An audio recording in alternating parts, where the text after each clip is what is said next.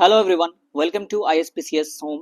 दोस्तों, ये वीडियो जो है 70वीं बीपीएससी एग्जामिनेशन को लेकर है। यहाँ पर जो है हम बातें करेंगे कि कट ऑफ को लेकर जो है यहाँ पर बात करेंगे कि क्या कट ऑफ जा सकता है। आज जो एग्जामिनेशन हुआ है 4 तारीख को, आप सबने देखा कि क्वेश्चन का पैटर्न कैसा था, क्वेश्चन किस तरह का आया, उस पर बात करेंगे। और साथ साथ जो है किस प्रोसेस से कट ऑफ जो है अब आएगा और कितना जा सकता है, सारा एनालिसिस करके जो है। थोड़ा सा वीडियो लेंथी हो सकता है, लेकिन हम एनालिसिस करके ही इस वीडियो में बात करेंगे कि आखिर आपका कट ऑफ जो है वो कितना हो सकता है।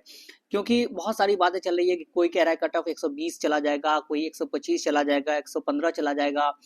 तो ये सारी बातें आप देख रहे होंगे कि सोशल मीडिया पे चल रही है। अब री एग्जामिनेशन, आपने आज का क्वेश्चन देखा होगा जो 4 तारीख का क्वेश्चन था। 13th बीपीएससी में जो क्वेश्चन आया था, 13 दिसंबर को जो क्वेश्चन आया था, 13 दिसंबर को एग्जामिनेशन में, तो वो एक जो कैंडिडेट थे वो प्रिपरेशन कर रहे थे बीपीएससी का। और अभी जो पिछले 2 साल से 68वीं 69वीं बीपीएससी का आपने क्वेश्चन देखा होगा, तो वहां पे पैटर्न कुछ अलग था। वो पहले जो पैटर्न चलता आ रहा था 67वीं बीपीएससी तक, उस तरह का पैटर्न नहीं था। वो थोड़ा सा यूपीएससी टाइप का पैटर्न था और आपको जो है डेप्थ से जो है क्वेश्चन मोस्टली आपको देखने को मिलेगा। क्वेश्चन का लेवल अच्छा था, मतलब 69th और 68th में भी क्वेश्चन का लेवल अच्छा था। तो सबको लग रहा था कि इसी तरह का क्वेश्चन इस बार भी आएगा। और सबने प्रिपरेशन भी, मोस्टली जो स्टूडेंट हैं, खास करके जो सिंसियर स्टूडेंट हैं, उन्होंने जो है से वो वन डे एग्जामिनेशन के तौर पे प्रिपरेशन नहीं किया होगा। और वो मोस्टली डीपली एनसीईआरटी वगैरह को अच्छे से, और करंट अफेयर भी सिंपल एक वन लाइनर मैगजीन पे सिर्फ नहीं डिपेंड थे, बल्कि उसको जो है वो डिटेल्ड में भी एनालिसिस करके पढ़ रहे थे। साइंस एंड टेक्नोलॉजी वगैरह का क्वेश्चन था पिछली बार बहुत ज़्यादा, तो उससे भी इकोनॉमिक ज्योग्राफी का था, वहां पर भी आपने देखा होगा। तो इस बार कुछ ऐसा नहीं था, आपको सिंपल था। लेकिन जो पहला एग्जामिनेशन हुआ 13 दिसंबर को, तो वो एक क्वेश्चन का लेवल इजी तो था। इजी इन द सेंस कि आपको फर्स्ट टाइम में क्वेश्चन देखने में लगेगा वन लाइनर है, टाइम टेकिंग क्वेश्चन नहीं था। ये कंफर्म है कि टाइम टेकिंग क्वेश्चन तो नहीं था। मैथ्स के भी जो क्वेश्चन थे वो रीजनिंग के ही क्वेश्चन थे मोस्टली। तो लेकिन वो सरप्राइज पैकेज था, बच्चों के लिए था क्या कि सरप्राइज था। तो और फैक्चुअल, ज्यादा फैक्चुअल था, आंसर कंफ्यूजिंग था, बहुत सारे फैक्टर्स वहां पे डिपेंड कर रहे थे। तो जिसको लेकर जो है हम लोगों ने, सब लोगों ने अनुमान भी लगाया कि कट ऑफ जो है जो भी जा सकता है, कट ऑफ कितना रह सकता है उसके हिसाब से।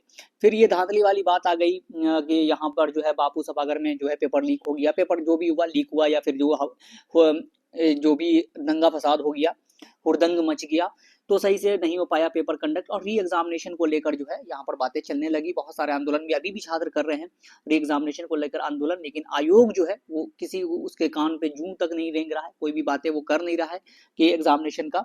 और उसने 4 तारीख को एग्जामिनेशन ले लिया। 4 तारीख को जब एग्जामिनेशन लिया तो सेम पैटर्न पे जो है क्वेश्चन है। आपको क्वेश्चन बहुत ही, मैं इसको इसलिए इजी कह रहा हूँ क्योंकि ये आपके लिए कोई नया चीज नहीं था। सभी जो भी स्टूडेंट इसमें अपियर हुए थे, मतलब कितने स्टूडेंट अपियर हुए हैं यहाँ पे इन्होंने दिया है, 5,943 स्टूडेंट जो है अपियर हुए थे। उनके लिए सरप्राइज पैकेज नहीं था, surprise package in the sense नहीं था, क्योंकि 13 दिसंबर को जो है एग्जामिनेशन हो चुका था। और सबको ये पता था कि ये जो आप क्वेश्चन का पैटर्न आएगा और इतनी जल्दी कैसा क्वेश्चन सेट होगा। और अभी अभी आपने देखा भी होगा, क्वेश्चन को जब देखा होगा, बहुत ईजी जो है हिस्ट्री वगैरह का। और एक क्वेश्चन जो है कर्क रेखा से जो है पास, किस राज्य से पास करती है, तो वहां पे ऑप्शन भी गलत है। कोई भी ऑप्शन ऐसा नहीं है जिससे कर्क रेखा पास करती हो, 8 राज्य से पास करती है, लेकिन उसमें से कोई भी ऑप्शन ऐसा नहीं था जिससे कर्क रेखा पास करती है। तो बहुत सारी चीजें फैक्टर है।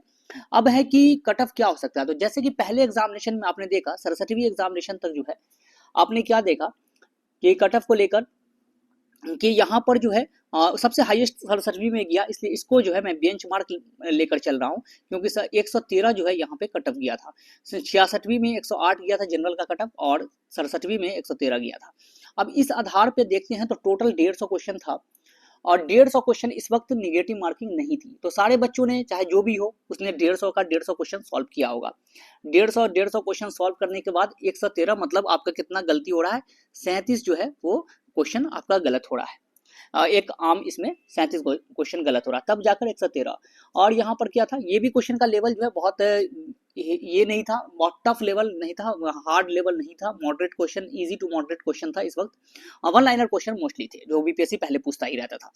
तो यहाँ पर जो है आप इसको, निगेटिव मार्किंग नहीं था। यहीं पर अगर निगेटिव मार्किंग होता तो आप क्या करते, तो ये कट ऑफ जो है जैसे कि 68वीं और 69वीं में क्या हुआ कि साथ साथ क्वेश्चन का लेवल भी थोड़ा बढ़ा था और सीट कम थी। सबसे बड़ी चीज है, यहाँ पर सीट ज्यादा था, यहाँ पर जो है 800 के करीब सीट था 67वीं में, फिर भी 113 जो है कट ऑफ गया और वहां निगेटिव मार्किंग नहीं था।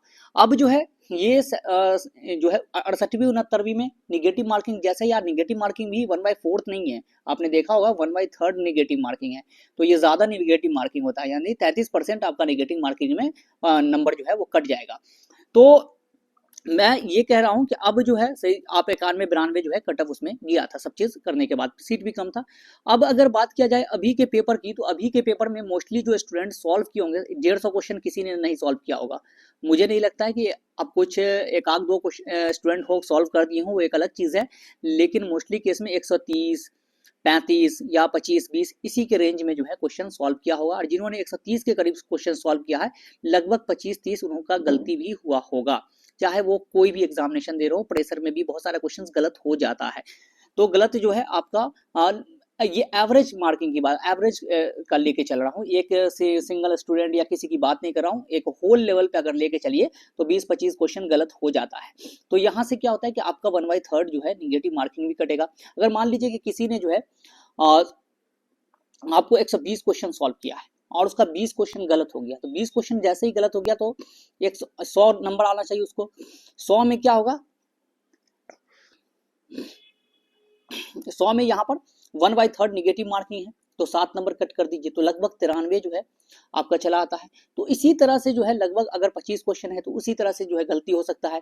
तो यहाँ पर जो है 93-94 इस तरह के रेंज में जो है आपका ये जो है मर रहा है। अब बात होती है कि स्केलिंग की और नॉर्मलाइजेशन की, स्केलिंग की बात चल रही है, नॉर्मलाइजेशन की बात चल रही है, तो आयोग जो है इसमें आप कुछ भी नहीं कर सकते हो, ये आयोग अपना पैमाना है उनका, वो किस आधार पे जो है कैसे जो है से स्केलिंग करते हैं, कितना नंबर किसको देते हैं किस, और ये तो थोड़ा सा आप देखने से ही लग रहा है कि ये जो 13 दिसंबर को जो जिन्होंने एग्जामिनेशन दिया था उनके लिए तो थोड़ा जस्टिस नहीं है, क्योंकि उनको उनको एक सरप्राइज था।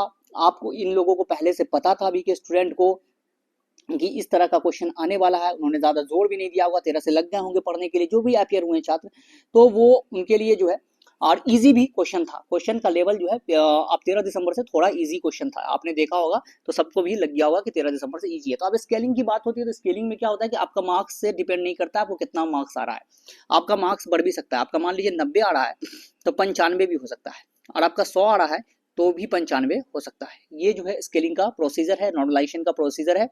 तो वो आयोग देखेगा कितने मार्क्स पे कितने स्टूडेंट को लेना है और कैसे जो है वो कट ऑफ तय करेगा। लेकिन कितना भी ये कट ऑफ तय करने की बात है तो मुझे नहीं लगता है, अब ये आएगा जब आयोग का रिजल्ट आए, क्या आता है वो अलग बात है, लेकिन जहां तक जो एक्सपीरियंस जब बीपीएससी का एग्जामिनेशन का देखते आ रहा हूँ तो उस हिसाब से अगर जाता है, ये नेगेटिव मार्किंग को कंसीडर करके, सारी चीजों को कंसीडर करके, और सीट जो है इस बार बहुत ज्यादा है, 20-25 हजार स्टूडेंट जो है इस बार ये होंगे प्रीलिम्स जो है क्वालिफाई करेंगे, तो आज जो है लगभग 6000 स्टूडेंट अपियर हुए हैं, तो मान लीजिए उसमें से 2000 आ भी जाते हैं तब भी जो है आपको कितना 20,000 के करीब जो है स्टूडेंट बच जाते हैं जो कि 13 दिसंबर वाले से आएंगे। तो वहां से क्या है कि आपको जो है से कट ऑफ जो है मुझे लगता है कि जो 90 प्लस है, अभी भी 90 प्लस जिनका जनरल में 90 प्लस आ रहा है 90 से 95 के बीच में, तो वो मेंस की तैयारी में लग जाएं। ऐसे भी मेंस की तैयारी आपको करना ही है, क्योंकि अगर आप बीपीएससी या किसी और सिविल सर्विस एग्जामिनेशन की प्रिपरेशन कर रहे हो तो मेंस जो है 71st बीपीएससी की अगर प्रिपरेशन कर रहे हो तो मेंस जो है आपको इंपॉर्टेंट हो ही जाएगा, मेंस की तैयारी फिर भी आपको करनी पड़ेगी, तो मेंस की तैयारी कर लीजिए। अगर आपका रिजल्ट आता है तो ठीक है, होता है तो ठीक है, इस तरह का रिजल्ट अगर आ जाता है तो आपकी तैयारी रहेगी और आपको ज़्यादा इसको में टेंशन नहीं होगा और आराम से जो है आप उसको मेंस भी लिख पाओगे।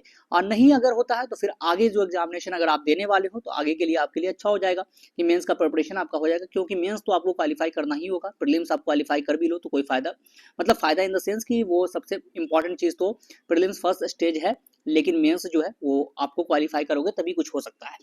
तो ये जो है आपको मेंस की तैयारी में लग जाइए, जिनका भी 90 प्लस जो है कट ऑफ अगर जा रहा है 90 प्लस आपका सही है तो इसमें आप लग जाएं, तो और जो भी है सभी लोग लग जाए तैयारी में, बाकी 90 प्लस वाले तो लग ही जाए। और आप लोग अपना अपना मार्क्स बता सकते हो कितना आ रहा है कमेंट सेक्शन में। So thank you everyone.